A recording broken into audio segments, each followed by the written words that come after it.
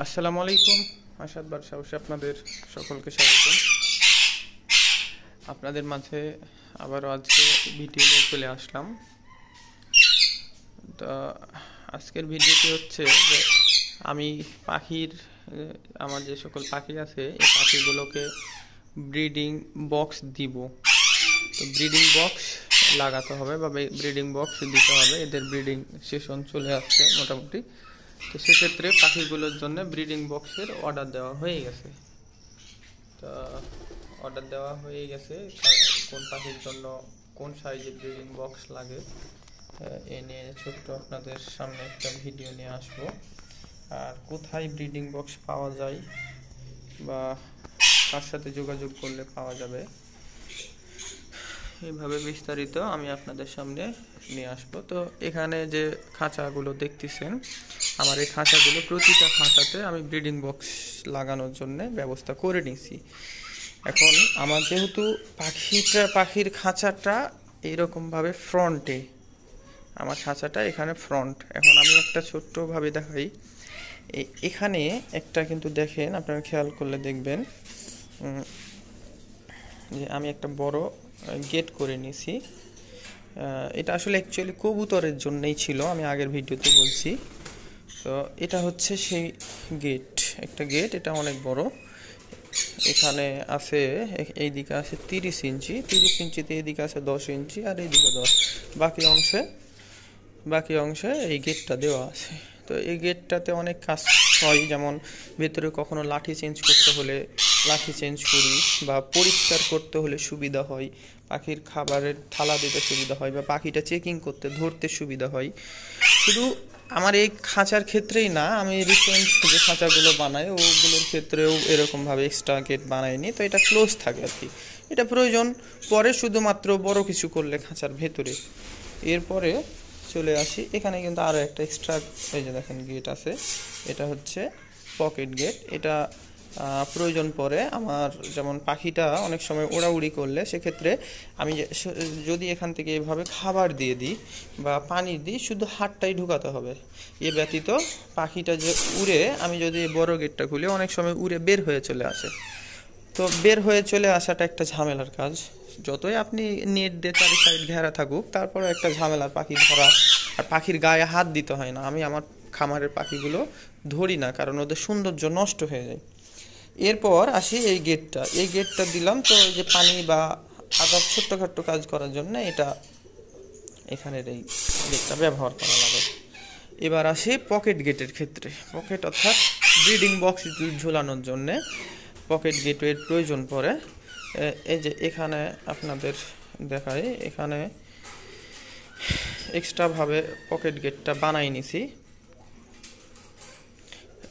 এই যে এরকমভাবে এটা তুলে রাখতে হবে, দিয়ে এই তারটা দিয়েই উপরে এভাবে বেঁধে দিবেন, আর বক্সটাকে এখানে ঝুলাই দিতে হবে।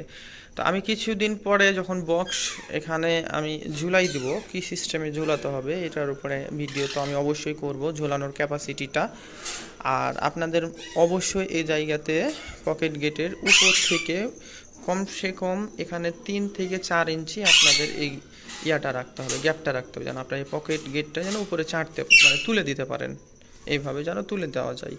এছাড়াও আপনাদের অনেক সময় যদি পুরোপুরি এই অবধি পকেট গেটটা দিয়ে দেন, সেক্ষেত্রে একটা সমস্যা হতে পারে। যেমন হয়তো বলতে পারেন যে আসাদ আমি এই পর্যন্ত এই পকেট গেটটা দিব, আর এটা হবে নিচ সাইডে, আমার তো শুধু এটাকে আটকে রাখা, পরবর্তীতে তার দিয়ে বেঁধে দিলেও তো হয়। বাট না, এখানে আপনি যখন বক্স দিবেন, বক্সের উপর থেকে কম করে হলেও 2 ইঞ্চি একটা গ্যাপ থাকে, 2 ইঞ্চি গ্যাপ থেকে ফুটাটা শুরু হয়।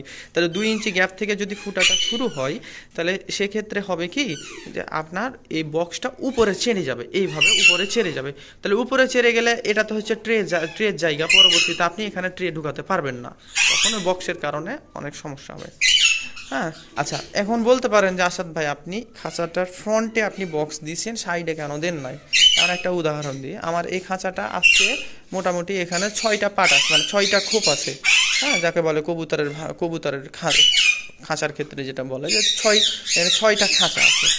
যদি আমি খাঁচা বানাই, তাহলে এইরকমভাবে যদি খাঁচা বানাই, এর পাশে যদি আমি দিয়ে দিই, তাহলে এখানে যদি আমি বক্সের অপশান করি, তাহলে আমার কিন্তু বক্সের জন্য একটা গ্যাপ পড়ে যাবে।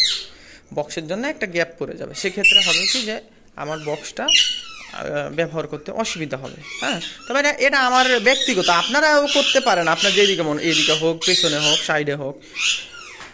তো এরকম করে আমি ফ্রন্টেই দিছি বক্সের অপশানটা, যেমন এই জায়গাতে দিছি, এই জায়গাতে বক্সটা আমি দিয়ে দিলাম, হয়ে গেল। এবার আসি বক্সের সাইজ। বক্সের সাইজ যেমন আমি রিং নেকের ক্ষেত্রে ব্যবহার করি 10, 10, 16 বা 17, আর আলেকজান্ডার ব্যবহার করি আমি 12, 12, 18 এইরকম। কারণ যদি আলেকজান্ডারের বক্সটা রিং নেককে দেন, সমস্যা আছে।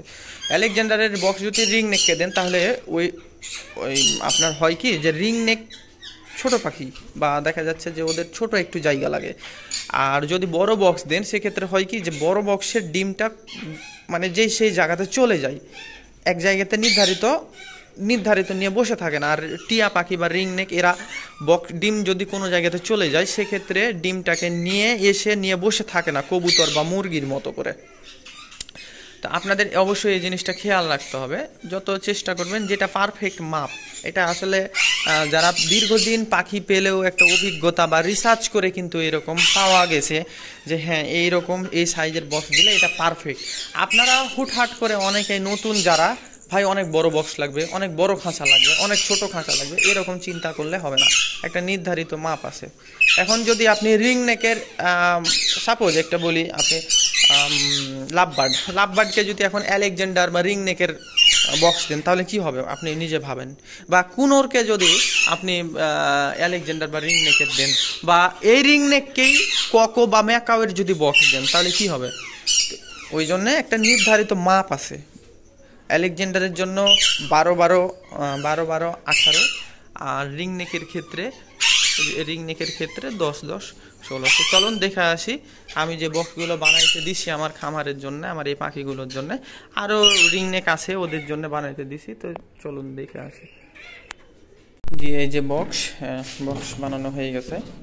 যেমন এই দিকে এবার দেখাই উপর থেকে, এই দিকে আছে 10, আর এই দিকে আছে 10, আর উচ্চতা আছে 17।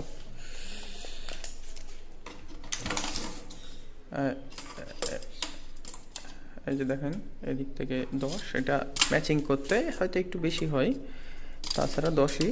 আর এই যে এদিক থেকে 10, আর এই দিক থেকে ম্যাচিং করতে এই যে 17। হ্যাঁ, 10, 10, 17। আর ফুটাটা হবে উপর সাইডে, আর এয়ার সার্কুলারের জন্য ওটা।